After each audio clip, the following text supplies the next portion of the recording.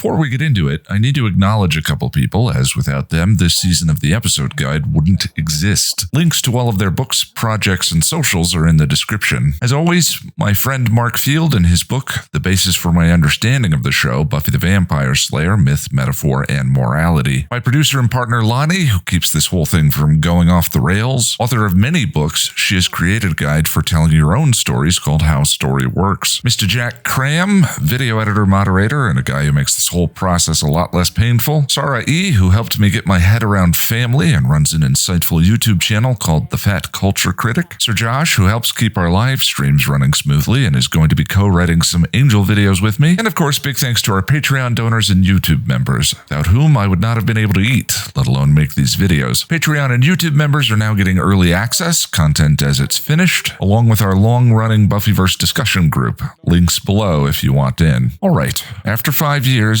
I can't believe we've made it here. Let's talk about the gift.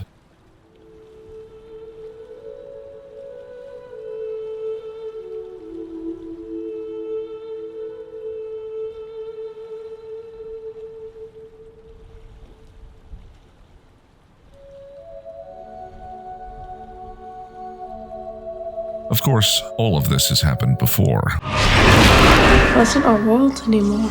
They made it theirs. Blood flows, the gates will open. Tomorrow night, Buffy will face the Master, and she will die. The gates will close when it flows no more.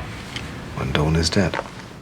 Buffy the Vampire Slayer was intended as an allegory for how an adolescent grows into an adult, and a vital component in that journey is accepting the inevitability of their own mortality. The Slayer mantle she never asked for was Buffy's call to adult responsibilities, and as responsibility-free immortals, vampires were her perfect adversary. And were Season 1 all we ever got, it would still have been a complete thought. As in the final episode, after briefly succumbing to her own fear and anger over the grand unfairness of it all, and with the help of her metaphorical spirit, Buffy finds her courage, heads to Sunnydale's basement, and faces her end. After the ones who love her bring her back, Buffy's heroic walk set to the show's opening theme is to signify she has accepted the Slayer mantle. If not yet adult, and at least on the path. The gift is the end of that path, and in a moment of symmetry that I love, as the very fact that it evokes nostalgia shows us what a journey we've been on, we open on a vampire.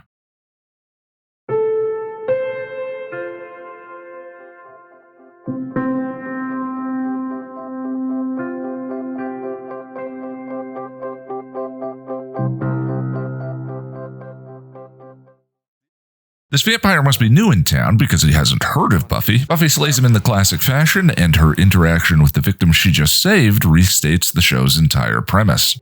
How'd you do that? It's what I do. You're just a girl. That's what I keep saying. Keep it together, Ian. Keep it together. After the opening credits, we're right back where we left off the last episode, with the gang trying to reconcile what they do if they can't stop the ritual from starting, given Blood flows, the gates will open. The gates will close when it flows no more. This opening scene is dense with detail. Spike has to explain the significance of blood to Xander. The conversation returns to Dawn. Buffy says they're not going to talk about this, and We are not. Daddy gets upset. Yes, we bloody well are! That is a bit of punctuation I always remember from the series. As the argument gets them nowhere, Anya brings everyone back to the idea of stopping Glory before the ritual starts. Xander suggests killing Ben and is horrified by his own idea. Notice Giles is the only one who provides him with a thoughtful answer. Anya calls back to 2 items from early in the season, the Dagon Sphere along with Olaf, the Troll God's enchanted hammer. Sarah and Anthony make me cry. Post-coital Xander and Anya look for reasons to be hopeful. Anya, you want to marry me? Give it to me when the world doesn't end. The brain sucked have built a diving tower and take Dawn to the top of it. Buffy and Spike go home to grab weapons, and oh man, is every scene in this episode an absolute banger? Buffy invites Spike in, and we could go line by line through all of their dialogue. I'm counting on you to protect her. Till the end of the world. The gang lets Tara free and follow her to find Glory. Willow starts the battle by restoring the piece of Tara's mind that was taken, weakening Glory in the process. Then Alyson and Amber make me cry.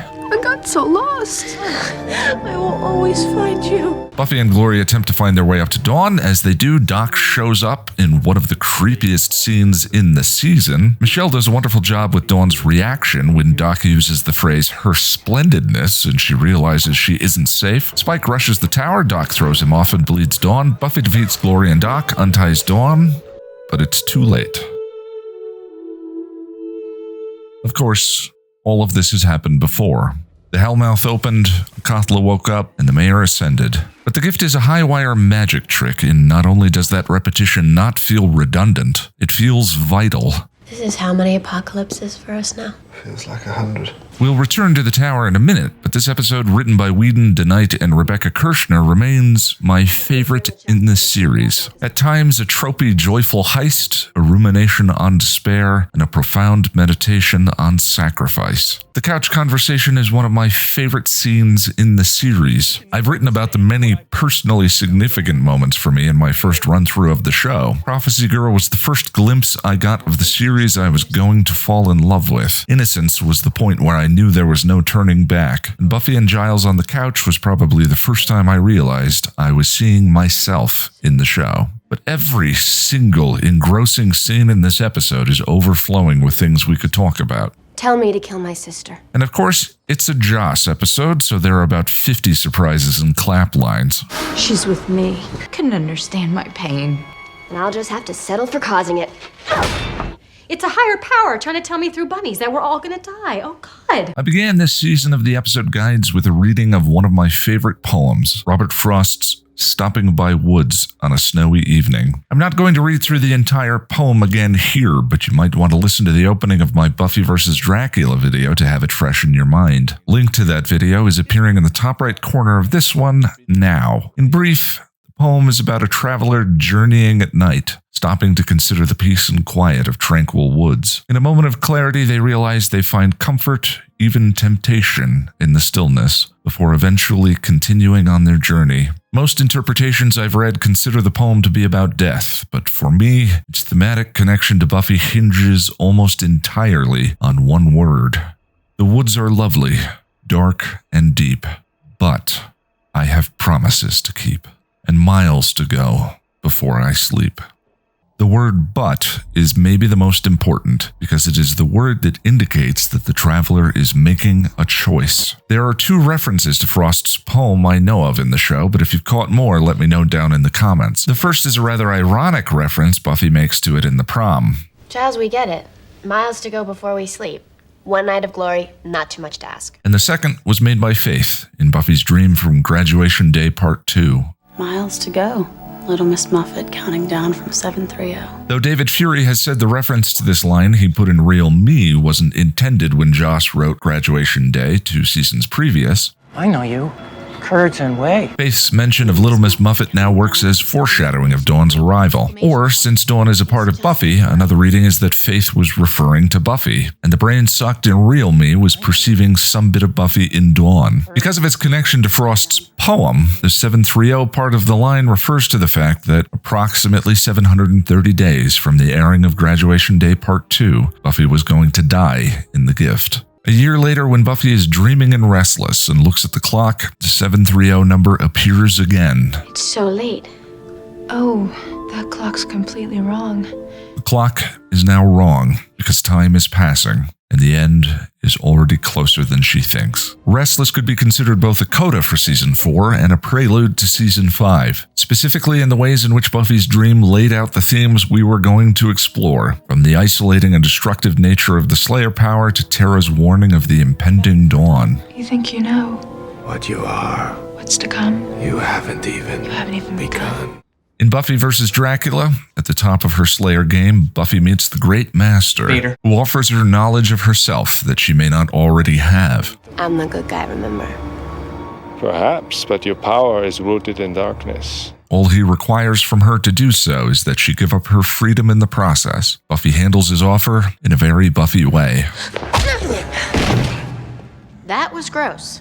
But touching her darkness through Drax's sexy vamping does make her realize that she has more to learn about herself and her power, causing her to once again seek Giles' aid. Fitting then that after making that choice, into her life comes the missing key, light in the form of Dawn, her sister. Can we go now? And that duality of light and dark, push and pull, power and vulnerability defines the rest of the season. Real Me is about Buffy's constant push and pull between her responsibilities as the Slayer and what she feels like those responsibilities are costing her. Sometimes I would like to just curl up in Mom's lap and not worry about the fate of the world. The replacement literalizes the duality Buffy's feeling by splitting Xander into his power and vulnerability. When Riley wonders at why Demon McBlacklight would want to do that to Buffy, he inadvertently makes a pretty apt description of Glory and sets up the connection between Glory and Dawn.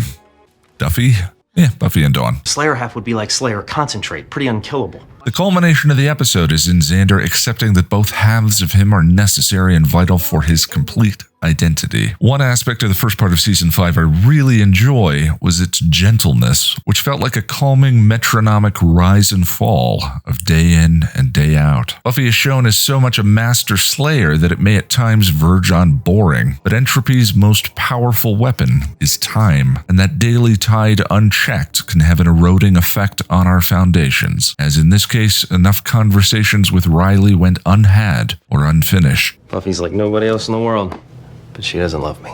No Place Like Home introduced Glory and revealed the monk's spell to Buffy, raising questions for her the following episode family sought to address. What do memory and blood mean? And with the introduction of Glory and the beginning of Fool for Love, the gentleness of the opening season is finally shattered, as Buffy makes a mistake with just an average vampire. What do you think they were?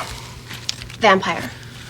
How many? 1. Her conversation with Spike, the killer of 2 previous Slayers, puts the season's focus on how a person deals with mortality, both their own and their loved ones. I've got a shadow. Into the dreary trilogy we tumbled with Shadow, Listening to Fear, and Riley's exit in Into the Woods. I hate it. And in Checkpoint, along came the Watchers Council, who, as with Dracula, were willing to trade information if Buffy just gave up her freedom to them. And as with Dracula, she starts to understand.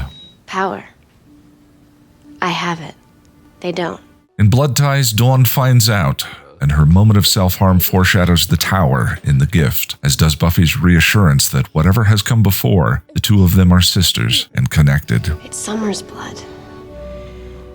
It's just like mine. Warren and April were another duality in the season, a reflection Buffy used to process some of her recurring mistakes in relationships. And then just as she seemed ready and on a healthy, self-loving trajectory, and as with tragedy in real life, the season is shockingly upended. The foundations collapse, the spiral accelerates, culminating with the gang finding themselves here in the magic box, on the verge of hell finally and officially breaking loose. The pairing and seeming paradox of the Slayer power and Dawn's vulnerability is the key for unpacking quite a bit this season. The Xander split in The Replacement was the obvious one, but the end of that episode highlighted another the show had been playing with since Season 4, Xander and Riley. Both, at one point or another, had a military background. Both loved Buffy. Both were struggling to find themselves. But where Riley never figured things out, Xander's experience in The Replacement allowed him to integrate his power and vulnerability into a new, cohesive whole. And within an episode or two, we see him learning new skills like carpentry and decorating his apartment with tools. Willow and Tara have had a light and dark, good witch, bad witch duality going since they met. And Intervention showed us what happened when an unintegrated Willow loses that balance. On the surface of it, Giles lacks an external duality, even if he expresses several internal ones, the most prominent of which is Father versus Watcher. But something hit me this time, the moment Buffy leaves a bleeding and broken Glory on the ground, and a second later, in an incredibly harrowing scene, Giles kneels over top of them.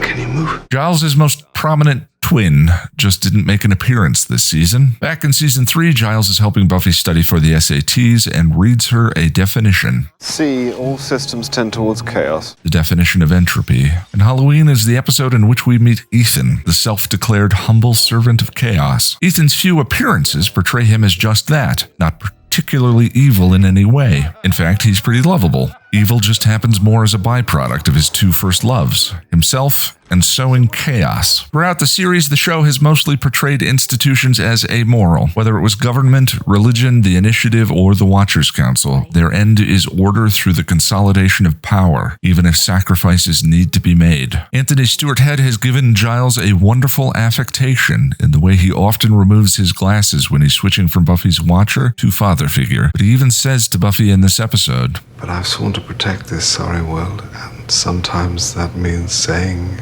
and doing what other people can't. They shouldn't have to. As Ethan's twin then, and since some part of him will always be a Watcher, Giles is a servant of order. Notice he puts his glasses on when he explains to Ben about Buffy. She's a hero, you see. She's not like us. And if you'd like to watch another mutant enemy show themed around exploring the balance between those two, may I suggest... Take my love, take my land. I spent a lot of time on Spike.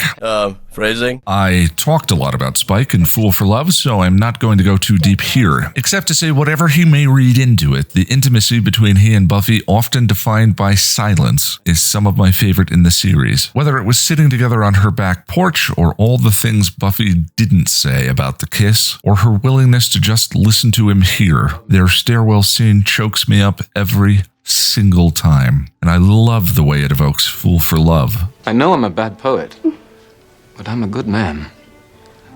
I know that I'm a monster, but you treat me like a man, and that's... The thing I love about that line is, like their intimacy, it is an expression of the power in showing rather than telling. Buffy treating him like a man is what? Love, meaning, beauty. The power of not filling in that line is that it is everything. And Spike interrupting himself and telling Buffy to get her stuff is a loving act in itself, letting her be the priority. Monster and man is his constant duality, beautifully expressed down to the episode's final scene, where he is dodging a beam of sunlight as the monster and weeping for Buffy as the man. Because of that, Spike's most obvious twin is probably Angel. Where Spike is the integration of monster and man, Angel is monster and man fighting against each other. Angelus was enraged by any of his human instincts, and Souled Angel periodically craves the simple morality of his existence pre-curse. Sometimes I miss that clarity. But Spike thrives in the ambiguity, the push and pull, somehow both a vicious bloodsucker and one of the most deeply empathetic characters on the show. What, are you people blind? She's hanging on by a thread. But a chip is not a soul, and because of that, Angel can grow, and as I have returned to throughout the seasons, Spike cannot. Beautiful though it may be, that echo we hear in this episode from Fool for Love indicates there isn't an arc here yet. While the chip prevents him from taking action on his more insidious impulses, it is not a conscience or moral understanding. I don't smell a soul anywhere on you. Why do you even care? I made a promise to a lady. Spike died lost in love and unable to self-validate, and continues to be so. What we see in this episode is him rising to the level of the love he is given, not yet capable of loving himself. But I think Blondie Bear's ability to live in the ambiguity between those two forces inside himself makes an interesting lens for what the season may be trying to say with all of these dualities. And I was regularly reminded of F. Scott Fitzgerald's definition of intelligence being the ability to hold two opposing ideas in the mind at the same time and still retain the ability to function. One of the transitions that occurs in growing up happens when the cradle of safety and security we are hopefully lucky enough to experience is revealed to us as a constructed narrative. Through Dawn's story this season, the shedding of that myth was literalized in the discovery of her invented childhood. As we age, harsh realities pierce the boundaries of that construction. Our parents' fallibility, their mortality, and eventually our own. It's significant that we don't get a yummy sushi pajama line from Buffy before the battle begins. You know the kind of line I mean. Strong is fighting. Every single person down there is ignoring your pain because they're too busy with their own. This is not your business. It's mine. I'm Buffy the Vampire Slayer, and you are? Their lines characterized by Buffy having had a moment of clarity, internalized some aspect of this season's challenges, and found the strength and resolve necessary to take action. Take all that away, and what's left? Me. In fact, in a very un-Buffy way, she outright threatens the Scoobies before heading to the tower. Not exactly the St. Crispin's Day speech, was it? We few. We happy few. We band of bugged. Given each season of the show is exploring similar themes of adolescence, it may seem strange that Buffy needs to learn similar lessons year over year, but part of being an adult means sometimes having to do the same. As the story of our seasons change, no one lives their lives in a state of elevated clarity. Clarity is fleeting. Eventually, the ebb and flow of daily life will erode it, or tragedy will come along and wipe it away. What Buffy does with those moments of clarity, how she translates them into action, is what defines their value. But there are many parallels between seasons 1 and 5. Both end in a sacrifice. Both the respective big bads embody a fear Buffy had about adulthood, and both seasons are her journey to confronting that fear. In season 1, when Buffy hears Giles tell Angel the prophecy, she states outright, Giles, I'm 16 years old. I don't want to die. In season 5, sitting on the couch, she says to him in despair, I don't know how to live in this world. If these are the choices, if everything just gets stripped away, I don't see the point. The Master, as a walking corpse, was Buffy's fear of getting older and of her death. Glory, with her unchecked power, selfishness, and sadism, is Buffy's fear of what she'll need to become to keep living in a ferocious and uncaring universe. She'll have to kill her humanity. She'll have to kill Dawn. And fear doesn't communicate with us in probabilities, but absolutes. No matter how hard you fight, you just end up in the same place. I killed my sister. And despair exists in the surety of suffering. It just keeps coming. Glory, Riley, Tara. Mom. But fear doesn't have to be the enemy. It's just a part of our story, one we can learn to live with by simply acknowledging its existence rather than codifying it as truth. In the Buffy tradition of having the villains speak the lessons Buffy herself was learning, the Master once said of a cross, If I can face my fear, it cannot master me. An acceptance of death doesn't mean resignation or giving up. It means acknowledging inevitability while still engaging fully with the only thing that is actually real, this present moment. Miles to go. Sartre believed awareness of death enhances freedom, as in reality death is the only moment in which freedom is ever completely taken away. And Viktor Frankl said of life in the concentration camp, the last thing that can be taken away is my freedom to choose how I react to what you do to me. Camus argued that even in the face of the universe's indifference, choosing to live is a form of rebellion. To find joy and meaning in the small, fleeting moments, even knowing they're temporary, is an act of defiance, of courage. Awareness of death makes every act feel like a deliberate act of rebellion against the void. This matters, even if it's fleeting. When Buffy descended into the Hellmouth with the Anointed One, it was an expression of her accepting her duties and responsibilities, accepting the power of the Slayer. And here, Dawn being lashed by her arms as though she's about to be served to the dragon is specifically evocative, as there has always been an element of evil to the Slayer lore. Young women used as someone else's sacrifices to stave off the encroaching darkness. Just as Glory was an inversion of the Master, rather than Buffy descending into hell, she climbs a tower to free her sister. But in a particularly Whedon kind of heartbreak, it's already too late. The portal opens when Glory is already bloodied and beaten beneath the tower. The portal opens, and it doesn't even matter. As the two of them take in the chaos around them, importantly, Dawn tries to jump. Finally, Buffy has her moment of clarity. That Dawn is a part of her, and that her gift is not to kill, but to choose what to live for and what to sacrifice for. The power Buffy steps into in this moment is not the power of the Slayer, but of her humanity. We are all of us prophecy girls. If the universe pulls towards nothingness, we pull back towards meaning. But we never win. Not completely. Never will. That's not why we fight. We do it because there's things worth fighting for. Eventually, the universe wins. Glory is a weapon of that indifferent universe, and Buffy dies facing her. But the worth of any struggle is not measured in its futility. This desperate, aching desire to hold on to meaning, clarity, and vitality while the mundane tries to erode it or tragedy tears it down. The numbing metronome of daily life is the counterpoint to the awareness of death, the push and pull between what we must do and what makes us feel alive. The paradoxes of mortality, the tension between love and loss, presence and impermanence, fear and meaning, these aren't things to solve. The battle is to just live with the questions and then to start again. Or, to put it another way, Don, the hardest thing in this world is to live in it. Be brave. Live. For me.